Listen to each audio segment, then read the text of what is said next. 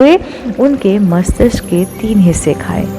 पहले टुकड़े को खाते ही सहदेव को इतिहास का ज्ञान हुआ, दूसरे टुकड़े को खाने पे वर्तमान का और तीसरे टुकड़े को खाते ही उन्हें भविष्य का।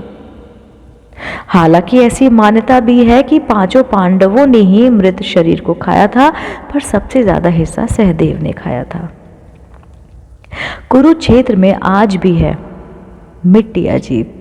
कुरुक्षेत्र में एक ऐसी जगह है जहां माना जाता है कि महाभारत का युद्ध हुआ था। उस जगह कुछ 30 किलोमीटर के दायरे में मिट्टी संरचना बहुत अलग है। वैज्ञानिक समझ नहीं पा रहे हैं कि ये कैसे संभव है, क्योंकि इस तरह की मिट्टी सिर्फ तब हो सकती है जब उस जगह पे बहुत ज़्यादा तेज गर्मी हो।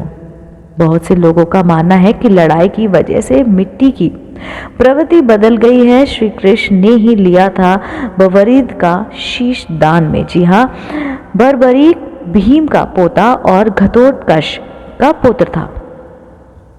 बर्बरीक को कोई नहीं हरा सकता था, क्योंकि उसके पास कामाख्या देवी से प्राप्त हुए 3 तीर थे, जिसे वह कोई भी युद्ध जीत सकता था। पर उसने शपथ ली थी कि वह सिर्फ कमजोर पक्ष के लिए ही लड़ेगा। अब जबकि बर्बरीक जब वहां पहुंचा तब कौरव कमजोर थे, इसलिए उनका उसकी तरफ से लड़ना तय था। जब ये बात श्री कृष्ण को पता चली तो उन्होंने उसका शीश ही दान में मांग लिया तथा उसे वरदान दिया कि तू कलयुग में मेरे नाम से जाना जाएगा। इसी बर्बरीक का मंदिर राजस्थान के सीसर यानी कि सीकर जिले में खाटू श्याम जी में है, जहां उनकी बाबा श्याम के नाम से पूजा होती है। हर योद्धा का अलग था शंख। जी हाँ दोस्तों, सभी योद्धाओं के शंख बहुत ही शक्तिशाली होते हैं। भगवत गीता के जो एक श्लोक में सभी शंखों के नाम हैं। अर्जुन के शंख का नाम देवदंत था, भीम के शंख का नाम पौंड्रा था, उसकी आवाज़ से कान में सुनना बंद हो जाता था। कृष्ण के शंख का नाम पांचरज, युधिष्ठिर के शंख का नाम अनंत विजया, सहदेव के शंख का नाम पुष्पोको और नकुल के शंख का नाम सुघोध शमी था। अर्जुन एक बार और गए थे वनवास। जी हाँ दोस्तों, एक बार कुछ डाकुओं का पीछा करते करते एक अर्जुन गलती से युधिष्ठिर और द्रौपदी के कमरे में दाखिल हो गए। अपनी गलती की सजा के लिए वे 12 साल के लिए वनवास के लिए निकल गए और उस दौरान अर्जुन ने 3 विवाह किए।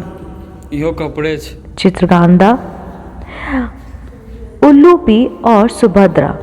सबटा कपड़ा इसी नाग कन्या अल्लूपी से उसे एक पुत्र प्राप्त हुआ, जिसका नाम इरावन यानी कि इरावन रखा गया। महाभारत के युद्ध में जब एक बार एक राजकुमार की स्वेच्छा नरबलि की जरूरत पड़ी तो इरावन ने ही अपनी बलि दी थी।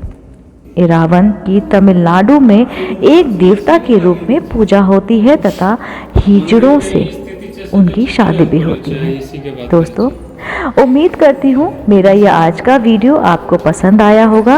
मैंने जो छोटी छोटी आपको 10 अनसुनी कहानी जो कि महाभारत से थी इस वीडियो के जरिए सुनाई है। उम्मीद करती हूँ मेरा आज का वीडियो आपको पसंद आया होगा। अगर हाँ तो मेरे चैनल दीवा एक शक्ति को तुरंत लाइक कीजिए, शेयर कीजिए और सब्सक्राइब करना बिल्कुल ना भूलिए।